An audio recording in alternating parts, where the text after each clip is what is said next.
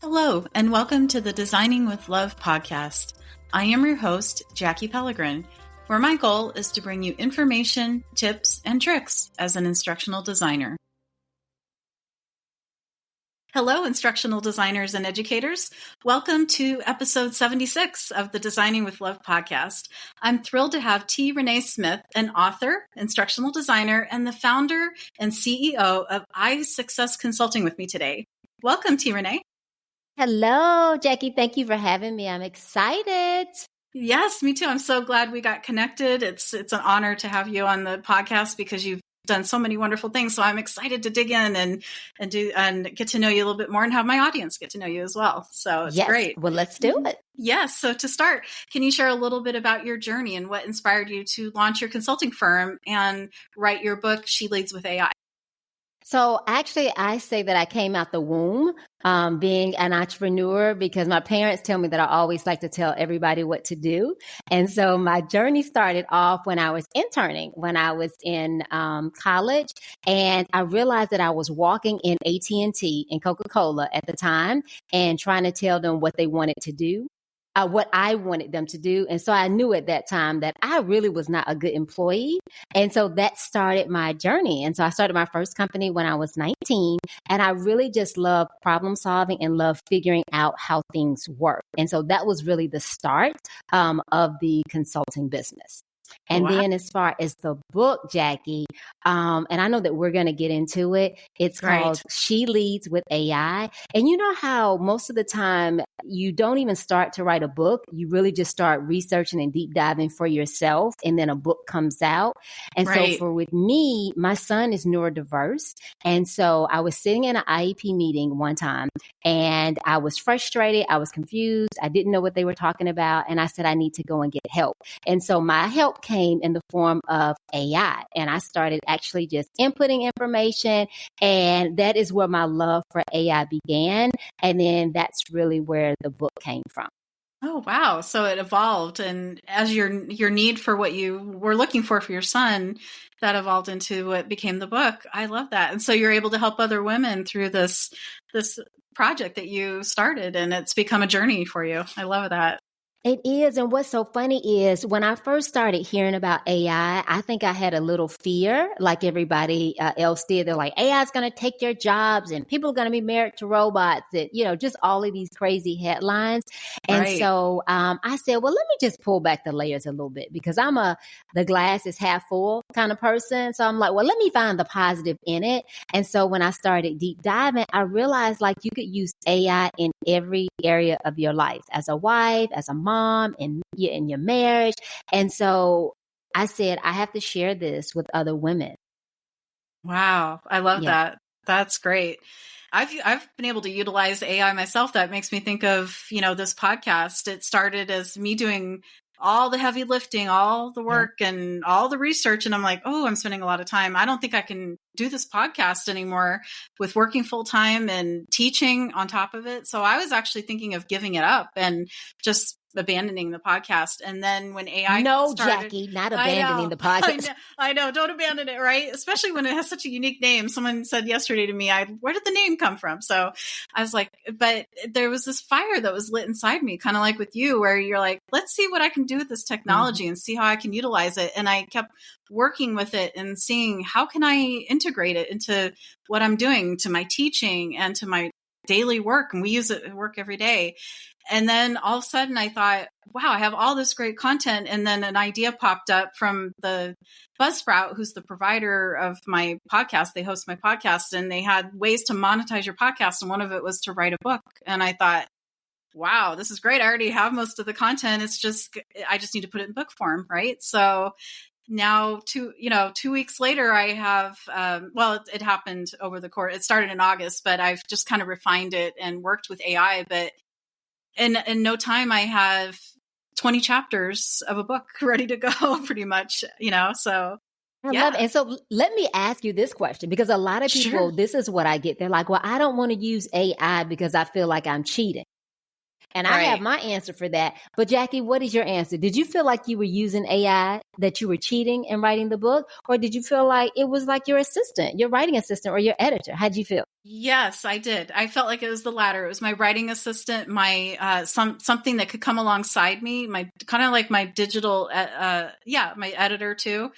Because what I did was the other day, I was looking at the chapters and how I had them segmented out, because what it is it's based on one of my most popular podcast episodes, which is the top 10 ID models and theories. And as you know, the models are only as great as if you can use them.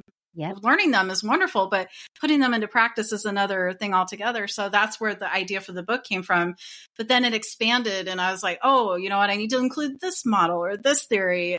And so it just expanded. But then as I was looking at my chapters again, I was like, I wonder if I could rearrange them, because I wanted to go from simple to complex and make it to be in order and make sense. And so I took all my chapters and from my proposal, stuck it into AI and I said, hey, can you give me some suggestions on if these chapters are in a good order, if there's anything I should switch around and any way I can make improvements to make it more digestible for my readers. And so it said, yeah, why don't you chunk it and put it into parts? And so, because 20 chapters is a lot. I'm like, yeah, that's true. It is a lot. So it gave me ideas on how to create parts and then put chapters into those parts. And then it helped me rearrange them. And once I did that, I was like, oh my gosh, this is even better. I love it. So yeah, that's a good example of how AI can really take what you have and make it even better for your learners or for your readers. So it's great. Yeah. I love it. And the reason why I asked you that is because it's so important as instructional designers or teachers or coaches, because it really is, AI leverages what you give it, the information that you give it. So Jackie, because you gave it great content and great information, it was able to take it and rearrange it and make it even better. So a lot of people I feel like I'm cheating. And so I say, now, when you get in a car and you use the technology of driving a car, is that cheating? Because you could walk and you could ride a horse. So you have to just look at it. Or when you use a oven or a stove, do you feel like you're cheating? No, you use the technology and it enhances what you have or what you give it. So I think that that's just really important for instructional designers, because it enhances, like you put in great stuff and then it gives you back even greater stuff. Like you put in stuff that's not good, you're going to get back stuff that's not good. Right. Oh, so true. Wow. I love that. That's great. And so that's where your book kind of goes into that, right? Of how we can have that. And so kind of building on that idea, your book shows how AI can help leaders save time and energy while staying authentic. I think that's so important, that authenticity. We don't want to lose that. So for women like ourselves, sometimes where we can feel overwhelmed by technology, what's the first step you suggest to use AI with confidence? So the very first thing that I say is you have to shift your mindset, because a lot of people, they have like a love, not love. I don't say hate, like a love, not love relationship with AI. And so they had just been overwhelmed with the headline and all the different tools and technology. And so I tell people, first, you have to have a mindset shift that AI really is your ally. It's not your enemy. It's your secret weapon.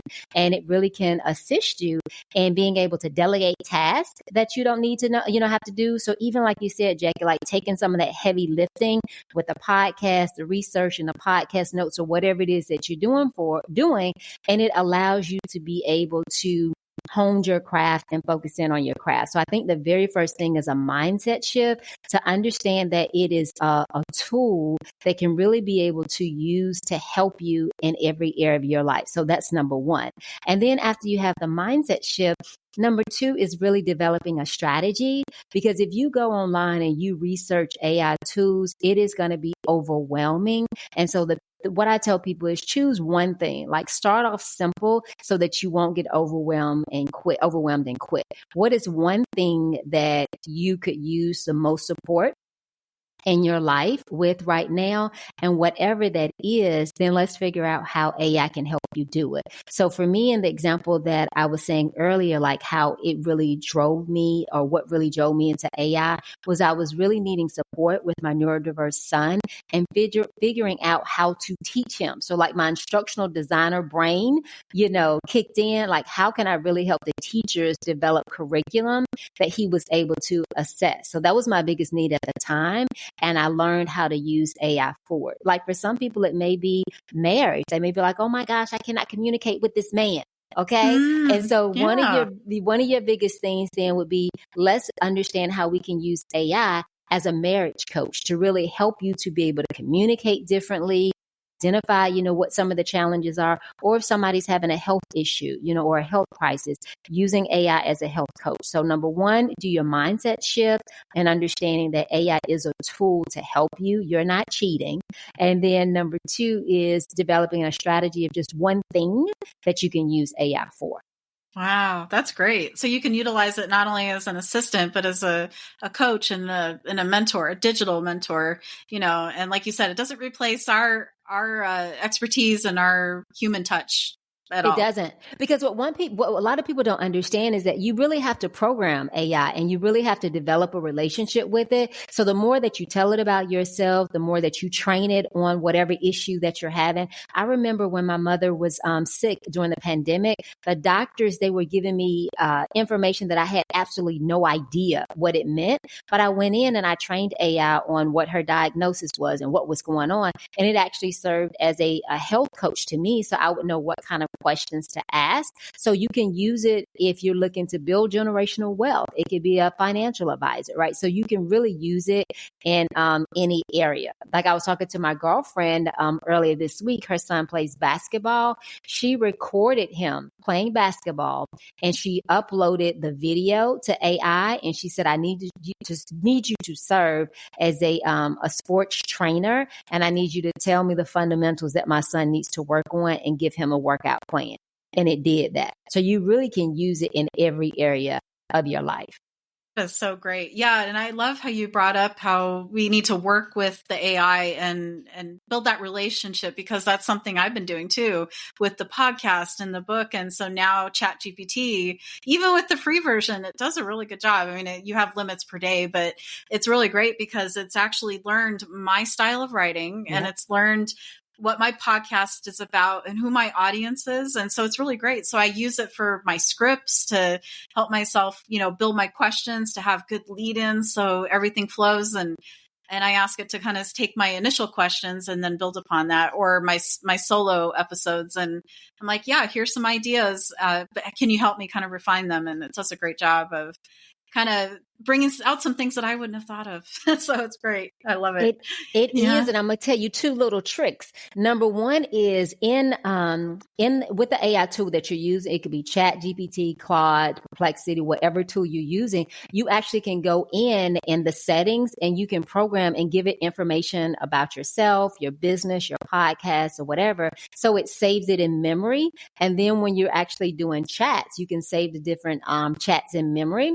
But one of the biggest things that AI does is it teaches you how to teach it. So you could actually just put a prompt in there and say, hey, I am new to AI, or I need to train you on my voice, my style, my instructional design method. What questions do you need for me to answer in order for you to understand my voice? And so what it'll do is it'll give you a list of questions. You answer those questions and then you'll tell it, okay, now summarize back and tell me what my voice is, what my target audience is, etc. And it'll do that. And if you need to make any changes or corrections, then you can make those changes and corrections. But you can literally use AI to train you on how to train it. It's an amazing thing. So you don't have to know how to do it. You can just sit down and ask whatever question that you need, and then it'll coach you through how to train it. So that's amazing. Right. Because it's never, you put in a prompt once and you get the result and that's it and you walk away. It's always refining and working with it. Yeah, that's important. I love that idea of putting those questions in. What do you need me to answer for you to help you get to know my voice and what my business is and my target audience? I love that. And you can use it. Should have done that at the beginning. You can use it for anything. You can say, hey, I'm looking to write a book about blah, blah, blah, blah, blah. What questions do you need to ask me in order to do the research? Give me an outline. And it does the work for you.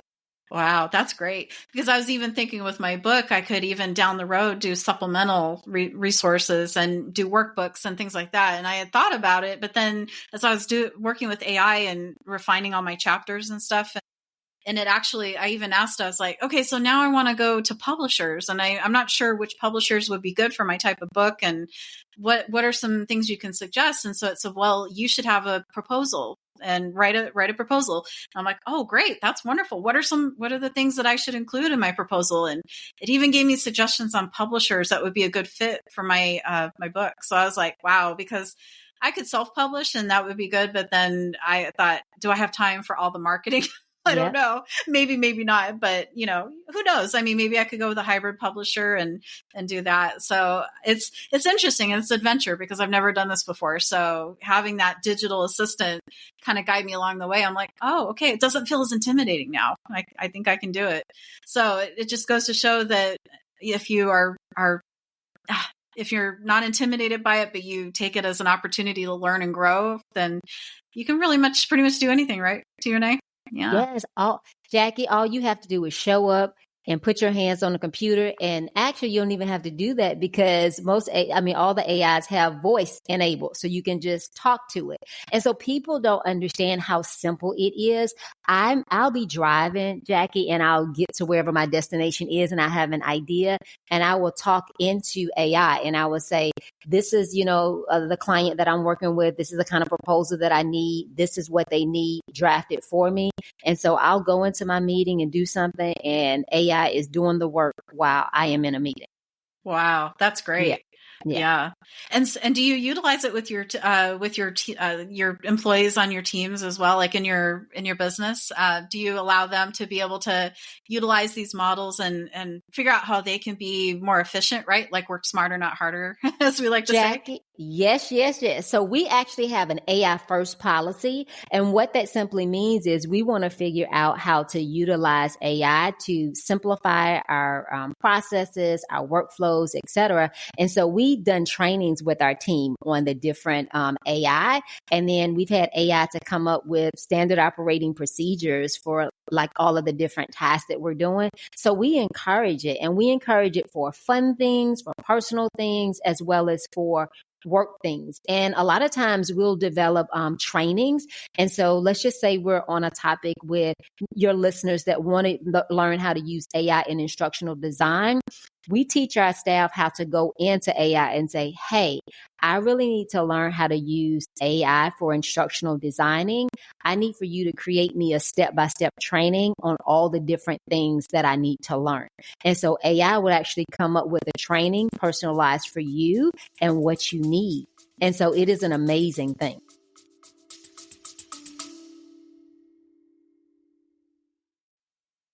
Hello, I have some exciting news to share with all of my listeners. There is a feature called Fan Mail. What this allows you to do is send me a text message anytime during the episode. There's a link located at the top of the description in each episode, and it says send Jackie a text message. So when you click on that link, you'll be able to send me a message letting me know what you thought about the episode and if you have any ideas for future episode content as well. I look forward to seeing your text messages. Thank you.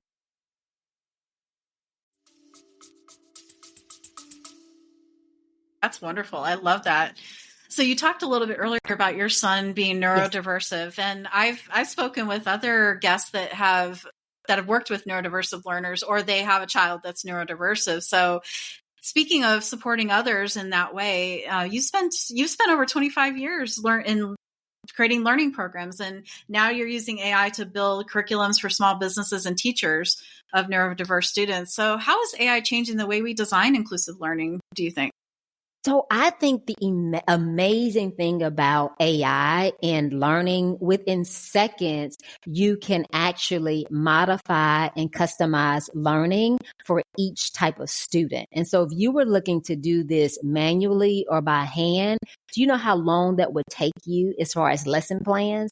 And so one thing that we do is we develop, and this is what I did with my son, and this is what I do with schools and organizations that we're helping with as far as incorporating AI into an inclusive learning environment, we have profiles of the kids. And so we have, what do they like? What is their learning style? What level of learning are they at? What do they really enjoy doing, so that we can develop interest-based learning? So instead of just pushing information to them, attempting to get them to learn it, we find stuff that they're very interested in, that they will identify with. So let's just say we're doing math, and a student really loves basketball. They really love swimming. So it's just sports. When we're teaching them about word problems, because sometimes you have issues with reading comprehension, we develop all of our lessons and our learning around what it is that they enjoy doing. So if you're able to talk to them about what they enjoy doing, how they like doing it, they are really connected and engaged with the learning. And so for a teacher, if they have a class of 15 or 25 students, it's very difficult to customize it. But what we'll do is we take the learning profile one time to do it. We'll upload it to AI, and then AI can develop the customized curriculum for whatever subject it is based on the learning path. I mean, their interest and what learning level they're at. And so you may have somebody that is at let's say, a 7th grade level, somebody that is a 3rd grade level, somebody at a 5th grade level, all in one class. And so if you as a teacher are trying to individually work with, each one of those levels, it may be a little different, but it's difficult. But if you have curriculum customized, it makes it very easy to do. Oh, that's great. That kind of reminds me of when we create learner personas as instructional designers, right? And being able to understand the learners and creating that customized learning for them, and those specialized learning paths, right? Is what it really is doing for them, right? And meeting them where they're at and what they need, so that they can thrive as students and later on in life too, because yeah, that's so important, because we don't address it at the time of need, then they're not going to get what they need then, and they're not going to get what they need later on, and they're going to fall behind. So, and that can be such a tragedy, right? We don't want that for our kids. It is. And Jackie, especially the gap, I think, has just widened, especially since, the pandemic happened, and, right. Kids were out of school and virtual school, and it has widened. And so one of the things too that we've done with AI is, that they have the different assessments, whether it's iReady or whatever the assessment is. You can upload the assessment into AI and say, this is the assessment. Really help me to identify where the gaps are in the skills, like the foundational skills, and then develop me a program where we can close those gaps and we can help to get them back on grade level. So you really have a personal education assistant that is going in and figuring out how to customize the learning. But one thing that I want to say, and so it's for anybody that's writing a book or using any kind of sensitive information, in AI, you want to go into the security settings and you want to turn off what is selected for use my information to train the model. And so when you turn that off, then the information that you're putting in there, it stays within your AI. So a lot of times people don't know. So they're putting all proprietary information into the AI system. And so what the system is doing, if that button is still on, is taking it and is training the model.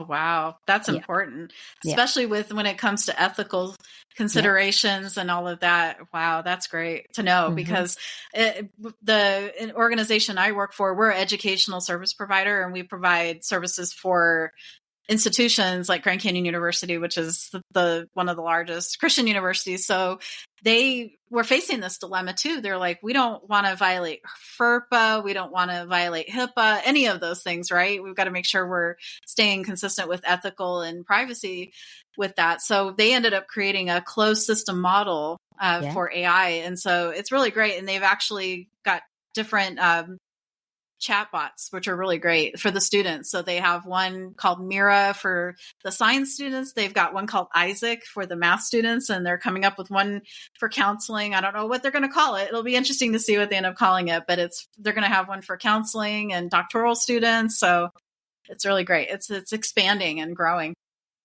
I love it. So that's why I just want to tell Jackie, because now after this episode, everybody's going to be using AI. So we just want to make sure.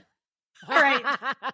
Turn the security setting off so you're not looking one day and you see somebody with your information. Right, exactly. Because then all of a sudden you're like, wait a minute, why did somebody get in my account? Now you done hacked my account. Yeah, exactly. Right. That is so true. Yeah. Yeah. I love that perspective and being able to have that. So you also help women grow their businesses while maintaining balance, which I think is so important. So what's strategy that leaders can use right away to scale without losing peace or purpose?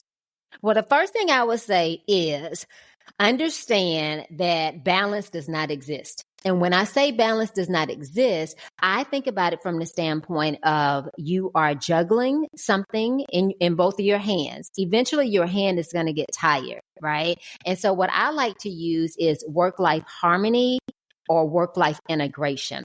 And what that simply means is whatever season of life that you're in, then something is going to get more attention than the other. Now, you want to make sure that everything that is important to you gets attention. But let's just say that you've had a newborn and you're a new baby. That's going to get way more attention than your business or, of your job when you just had your child and you're on maternity leave. Or if you're dealing with aging parents and you have to take care of them, then something else is probably going to get a little less of you. And so what I say is understand what is important to you and what your priorities are. So a lot of times for women, and Jackie, you tell me if this is you. A lot of times we put ourselves on the back burner and we take care of everybody else. And so we are not, I don't even want to say we're at the bottom of the to-do list. Sometimes we aren't even on the to-do list, right? We're taking care of kids or husband or family or job or whoever. And so we'll end up, burning out or operating in our reserves, as I like to call it. So really what happens is we're supposed to fill ourselves up. So make sure that we're full mentally, spiritually, physically, and then give to people in our overflow. But most times we don't have any overflow. So the first thing that I would say is understand what your priorities are. And you really should be the number one top priority because you cannot give anybody what you don't have. And so some people may be like, see, Renee, that is selfish. I am not putting myself. Do you know I have kids? Do you know that my business or my job needs me? But what I say is if you burn out, right, then you're not going to be good to anybody else. So the very first thing, it kind of goes back to what we were talking about with AI, is having a mindset shift and understanding that you have to understand your priorities and you are top priority number one. And it really is a self-full or a self-love. It's when you take care of yourself. It's not selfish. Because if I take care of myself, then now I'm able to take care of other people. Right. That's so true. One of my coworkers did a professional development years ago, and the title of it was Self-Care is Not Selfish. And I love that. Yeah, because it's not. It is self-love.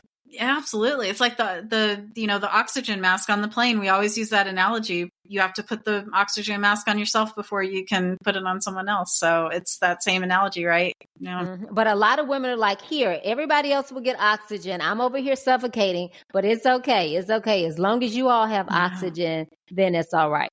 Right. Yeah. And then we tend to forget about the physical well-being and spiritual. Right. And then, I did this for a while and I'm back at it again. I've been doing it for a while, but it really helps. I have the Bible app on my phone. And so every day I get the notification, like go into the Bible app. And then if I happen to forget, it'll remind me, it'll say, keep your streak. And I'm like, oh yeah, but it's more important than the streak, right? It's keeping that daily, even if it's just a piece of scripture, it's something that grounds me and it can ground women so well because relying on that is the anchor of everything else. Right. And so even in the midst of a storm or trying time, we can hold on to that anchor. So that's so important. Yeah. And that is so, and people don't understand that being spiritually connected and being spiritually grounded, it is a part of self-care. So a lot of people, I think, confuse self-care and self-maintenance. So people may be like, I'm going to get my hair done. I'm getting my nails done. I'm getting a massage. That really is self-maintenance. Like you are maintaining your physical health. When you're looking at self-care, the physical is a part of it, but that spiritual, that mindset, that creativity, all of that is a part of it. So it's really like having holistic self-care. Right. Absolutely. I love that. And that's probably something that you encourage. It sounds like with your employees, make sure that they're taking the time they need to have that, what you call that, not balance, but just being able to have that. What did you call it? Work-life harmony. Work-life harmony. I love that. Work-life harmony. I love that because we've been trained to hear work-life balance, but I agree. I like work-life harmony. That's great. I'm going to have to train myself to switch that out and start using that work-life harmony. I love that. Yeah. Because I think we put so much pressure on ourselves. We're like, oh my gosh, you got to be excelling 100% at work or your business. Then you got to be excelling 100% as a wife, excelling 100% as a mom. And what I say is that it's unsustainable to have a high level of intensity and being like really successful in all of those areas. Like it is a trade-off, meaning like if you're going to be really, really dedicated and focused, in your business and really growing it, if that's the season that it's in, then you may be spending a little bit, less time with your family, or you may be spending a little less time with your kids. Or if you're really, really, focused on your marriage and your kids, then you may be a little, spending a less time with your business. So for me, I had to even redesign my business because it was consuming so much of my time. And I was like, wait a minute, my family is not getting as much time as they need to. So I said, I need to restructure my business where it's more scalable, where I have a team, where it now frees up my time. So I think when you look at that work-life harmony, you're able to say, how much of my time do I want to give to business or work? How much of my time to myself? How much of my time, to my kids or to my family? So it's really taking inventory of your life. And is your life, are you living the life that you want to live, or do you need to make some adjustment? I love that. Wow, that's great because life passes by so quickly. And then before you know it, the kids are grown. And my mom says to me all the time, she's like, I can't believe you're still my daughter, but I can't believe you're going to be, I'm telling my age. She's like, I can't believe at the end of the year, you're going to be 48. And I'm like, I know, I can't believe it either, but it just goes by so fast. She's like, you're a full-grown adult. She's like, you ain't. Right. And so whenever she sees young parents, when we're out and she sees young parents, she'll be telling them, she's like, please enjoy that time, spend as much time with them as you can. Because my mom worked, she was a single mom, but then we lived with my grandparents and my uncle so that they said, when my mom left my biological father and everything and became a single mom, my grandparents were like, come move in with us because we know you can't take care of Jackie on your own. That's just not going to work. It's not going to be sustainable to work. And then where are you going to take her for childcare, and you don't want to just take her to anybody. So it worked out really well. But at the same time, she was working, she would leave the house at 5 a.m. and then my grandparents would see me off to school. And then she would get home at sometimes 5 o'clock at night. So she'd be doing because of the commute, and everything. So it was tough sometimes, but she always made time to be at those events and my games and everything else. So that's so important. So I thank her for that because it must have been hard sometimes to be a single mom. And so to all the single moms out there, I commend any single mom or any single parent, really. It could be a dad. It could be, a family member that's taking care of the child that's a guardian or something. So it doesn't always have to be a mom, but yeah, it's amazing for sure. Yeah. I commend them too. But one thing that you said, Jackie, is your mom, she was committed to being at those events. So that was something that she prioritized, right? Right. And so that's why we have to understand what are our priorities and what is important, because whatever you prioritize, you give attention to. And as women, unfortunately, a lot of times we don't prioritize our health, like our physical health, our mental health, our spiritual health. And one of the things that AI actually helped is really in helping me come up with like a plan for my physical. I was like, I'm in a season of my life where I'm not going to the gym. I'm not going to be working out 3 hours a day. So I was like, I need you to give me, this is my life. So I kind of put in there what my life was. I attached my schedule to it. And I said, I need you to give me like a plan. I call it a physical activity plan, not necessarily a workout plan. And it told me like, if I'm on meetings and I'm, off camera, to get up and do some squats, some stretches. It talked to me about, walking up the stairs more when I'm at home. And it said, get you some little weights, right? The little weights for your arms and for your legs. And so just put those weights on when you're at home and just walking around and walking up and down the steps. So it really is, again, you're designing your workout routine or your health regimen around your lifestyle. but you can only do that if you prioritize it. Right. That's so true. I love that. That's great. Ah, love it.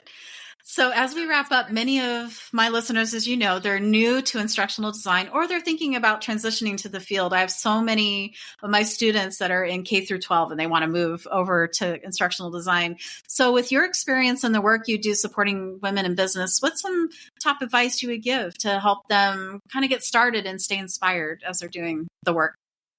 So the first thing that I would ask is, why do you want to do the work, right? So I believe in bringing purpose and passion to whatever it is that you do, because I think that is what keeps you inspired, right? So I talk to a lot of teachers these days where they've kind of lost that spark, right? They've kind of lost that purpose. And so they are feeling like they're just waking up and they actually are just doing a job. And so the first thing I would say is connecting to what are you passionate about with instructional design? What is it that lights you up about it? And then really be able to understand, like, what are the different instructional design models and which one of them is the best fit for you? Because I think the best instructional designer is the one that's able to bring their personality, bring their experience, bring their passion to it, because you can tell the difference when you have something that was designed by a person that is just checking off the box and that is just doing a job versus somebody that is really inspired by whatever the topic is, inspired by wanting to transform somebody's life through what is being taught. So I would say the first thing is really just to tap into, like, what is the passion that you have in wanting to do instructional design, because that's going to come across. Absolutely. Right. Your personality shines through your work. Right. So it's great. Yeah. I love that. I was even the other day, I was reading something too, where when I was doing some of my scripts and everything for upcoming episodes, and it gave advice on AI, and it said, make sure that you smile, even if it's audio only, because your smile comes through your voice. And I'm like, that is so true. And it's something I always tell some of the people I work with. I'm like, yeah, even if you're on the phone and you're not on camera, then smile, because it'll show through.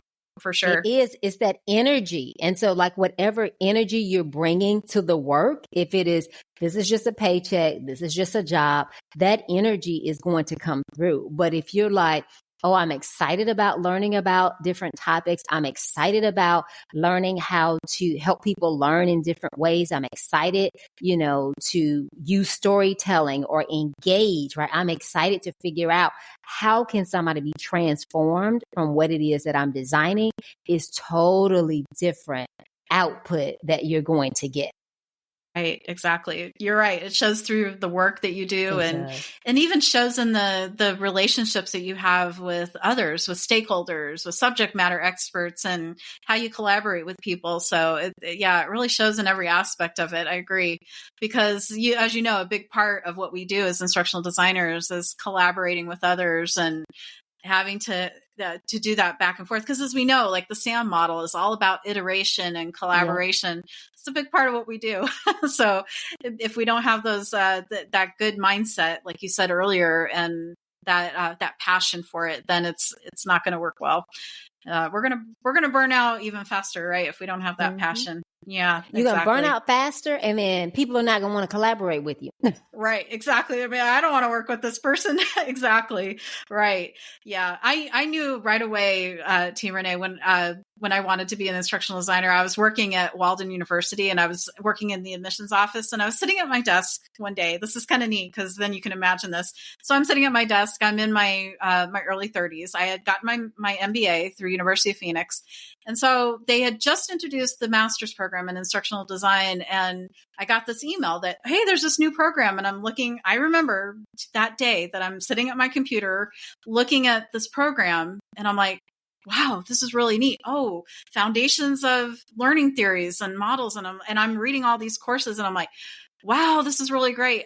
And a light bulb moment went off, and it was just this realization, like, you know what? This is something I've always wanted to do. I just didn't know there was a name for it. And so it was really neat. And so I thought to myself, should I do the certificate? Because they had a certificate option. or I was like, should I do the whole master's? But as I was reading the courses and going through them and getting towards the end, I was like, I love this course and I love that. And I'm like getting more and more excited. And I'm like, you know what? I just better jump in both feet, because if I do the certificate, I'm just going to only get part of what I want and I'm not going to get the whole thing. So it was exciting to actually do that. And then about halfway through the program, I got the embedded certificate.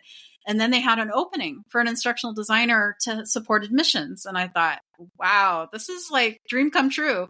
But then they also had a trainer position open for admissions too. And so I went to my manager and I was asking my manager, like, Candace, what should I do? I love training, but then I also love instructional design. I love both.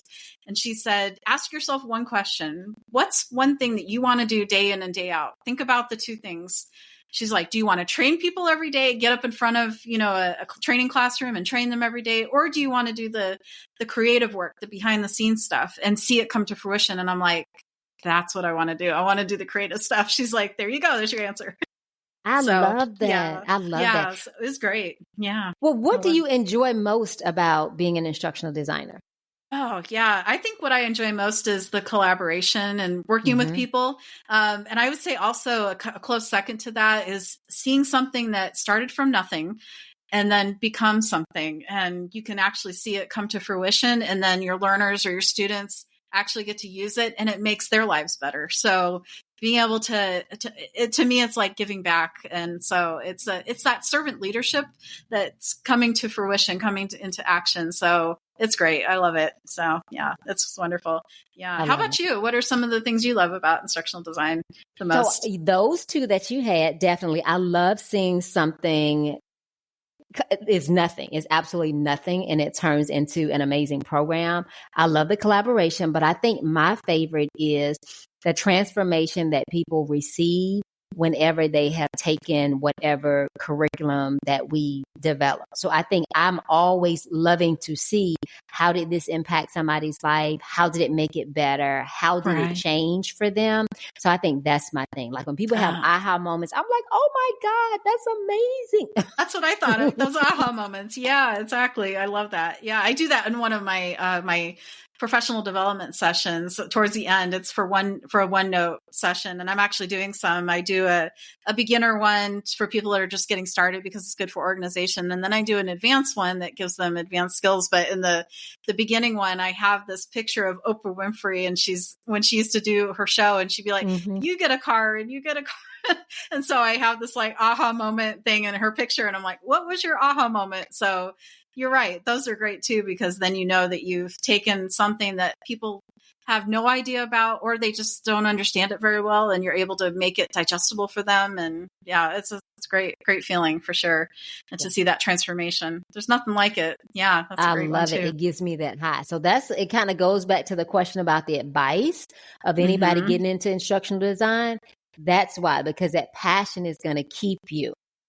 Right. Exactly. Yeah. It's going to fuel your desire and just keep you going. Because I agree, after you've been doing it for 25 years, I've been doing it now for 15 years, and you don't stay in something that long unless you have a passion for it and a desire to really do it. And you've found your God-given talent, right? And you know that this is where I'm meant to be.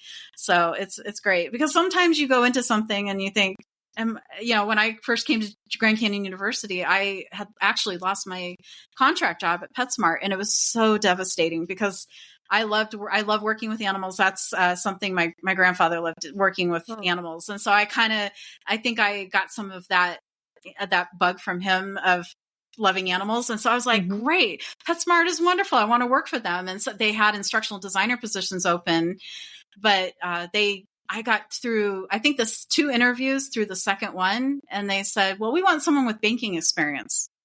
And I thought, okay, well, I can't get to that. So I ended up actually checking with one of the different agencies that they have. I don't know if Robert Half International, I think, is still around, but at that time, Robert Half International, and they have their divisions within that. So they have the creative group. I don't know if you're familiar with them, but they have the creative group. And so I decided to go with them, and I was working with someone, and she said, oh yeah, great. We work with PetSmart. I thought, oh, wonderful. Maybe that'll help me get my foot in the door. And then 6 months later, they got rid of all the contract jobs. And I was like, oh my gosh, what do I do? I don't have a job. And so she said, why don't you try Grand Canyon University? Because she had worked there before. She said, just keep in mind, you're doing employee training and development, and then you're going to go into curriculum. It's very different. So I took her advice. But then when I got there, I was just like, did I make the right decision? I had a coworker that wasn't treating me the best. She was kind of a little snooty with me and just kind of like, she didn't treat me well at all. So I thought, did I make the right decision? And so I thought to myself, you know what? I have to let PetSmart go. I can't hold on to something that I don't have anymore. So I prayed about it and I said, okay, Lord, you're just going to have to help me, just get rid of that feeling of I want that. And so I did. And then everything changed from there. So yeah. And you love where you are now. Exactly. So it was God's plan all along. It's God. And what's so funny is sometimes we will, like you said, you had to let it go. We'll be holding on to stuff, and God is attempting to redirect us. He is attempting to give us what it is that we want, but we're holding on too tight and will not let go. That could be relationships, jobs, anything. So sometimes we have to just open our hand and trust God and just walk in faith. Right. Absolutely. Right. Because if we hold on too tight, then we choke whatever it is. Yeah, that's so true. Absolutely. Wonderful. Great. Well, is there any other advice or any other tips you want to give to my listeners today? Well, the one thing that I want to just tell everybody is that follow your passion. Right. But also really just bring your whole self to whatever it is that you're doing. So a lot of times we may find, so those that are looking to get into instructional design, it may be a path for you. Right. So sometimes we may figure out the things that we don't like to do or really don't want to do before we figure out the things that we really do want to do. So just understand that instructional design, it is a journey and it's so many, different aspects of it. And so be patient with yourself, but also be open to explore, see what you like, see what you don't like. And then really, let's just embrace AI through the entire journey, because you could even be like, hey, I'm looking into instructional design. I'm very interested in it. Kind of tell me the pros, the cons, tell me the different aspects of it. These are my interests. And so use AI even as like a coach, a career coach for you and helping you to figure out where you want to start in the field. So Jackie, just like the person asked you, which one do you like better? Which one do you like more? Use it as a career coach to kind of help you. And if you don't know where to start, what do? Ask AI. Hey, I'm interested in instructional design. I need to know more about it. If it's a good fit for me, what questions do you need to ask me to help and serve as a career coach? I love that. Right. Because instructional design, it services every industry, whether it's K through 12, higher ed, corporate, nonprofit, military, it's amazing. So government, all of it. Right. So if someone's in K through 12 education and they're thinking, I want to be an instructional designer, but which path should I go? Should I stay in K through 12? And they can utilize AI to see where their interests are, where their passions are, and then it can kind of help you, like you said, coach them along and be a career coach for them. Wow. I love that. That's great. Why not utilize the technology to our advantage? Why not? And my last thing is, remember to put yourself on the to-do list. You are your priority. Self-care is not selfish. Right. And we're going for work-life harmony, Jackie. Work-life harmony. Because if we don't take care of ourselves, then no one else will do it, right? So we have to do it. I love it. And the last thing is we teach people how to treat us based on how we treat ourselves. Absolutely. Right. Because if we show ourselves love, then we can love someone else and they can love us in return. Yeah. It's a reciprocal type of act. And that's the best act of kindness that we can do, right? Is to care for ourselves, because then it shows that we can care for others too and love them. Yeah. Absolutely. Love them with intention and purpose, right? I love that. Love them with intention and purpose. Oh, I love it. That just came out. It must have just been waiting to come out.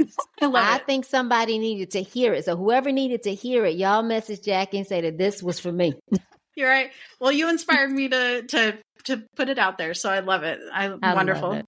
Yeah. Thank you so much, T. Renee, for sharing your insights today. Your experiences, your tips, and your expertise are going to inspire my listeners for years to come. I know it. I appreciate it. Oh, thank you for having me. Thank you for sharing my platform, sharing your platform with me.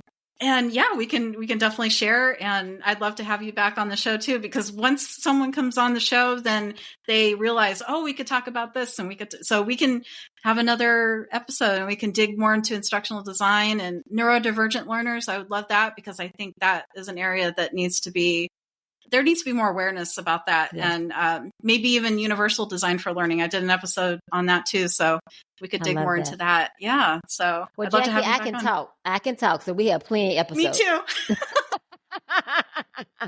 Yeah. That's one thing my mom has always told me. She's like, you're not shy when it comes to talking. And I'm like, I know. I can talk to somebody on an elevator. I can talk to somebody in the car. It doesn't matter.